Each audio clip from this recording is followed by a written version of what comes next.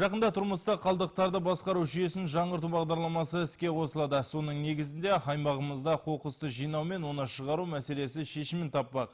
Бұл жөнінде табиғи ресурстарды және табиғатты пайдалануды реттеумен жер қатынастары басқармалары жетекшілерінің қатысуымен өткен брифингте мәлім болды. Жиында сондай-ақ орманды алқаптардағы өрт қауіпсіздігі мен облыстағы жер телімдерінің жағдайы жайында толыққанды ақпар берілді. Жыл басынан бері өңіріміздің ормандарында өрт оқиғалар тіркелген жоқ. Алайда жасыл желек маңындағы алқаптарда 89 от шыққан. Мамандардың айтуынша шаруашылық субъектілердің абайсыздығы мен сабанды жою мақсатында өртеудің салдарынан орны толмас жағдайлар орын алып жатады. Солтүстік Қазақстан облысында 12 орман шаруашылығы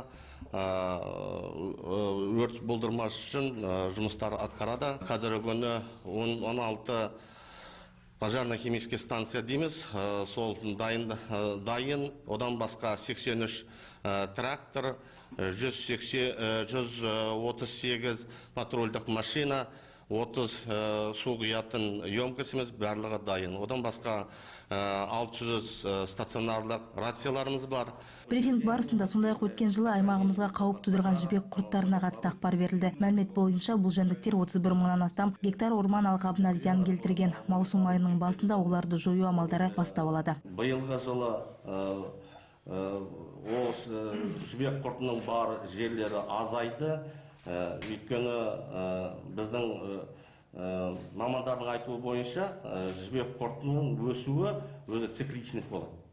Сондықтан да біздің мамандардың байқауына қарағанда ол цикл 7 жылға дейін созылатын көрінеді. Ақырғы 3 жылда оның өсуі көбейеді.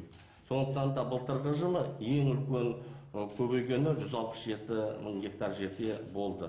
Сондай-ақ бүгінгі таңда тұрмыстық қалдықтарды басқару жүйесін модернизациялау бағдарламасы іске қосылмақ. Соның негізінде аймағымызда қордаланған күл-қоқыс мәселесі шешімін таппақ дейді мамандар. Бүгінгі таңда жер телімдері мәселесі де брифинг барысында тілге тиек болды. Бұл ретте аймақта ауыл шаруашылығы мақсатында 6 миллион гектардан астам жер берілген. Оның 4 миллионнан астамы егістік үшін қолданылуда.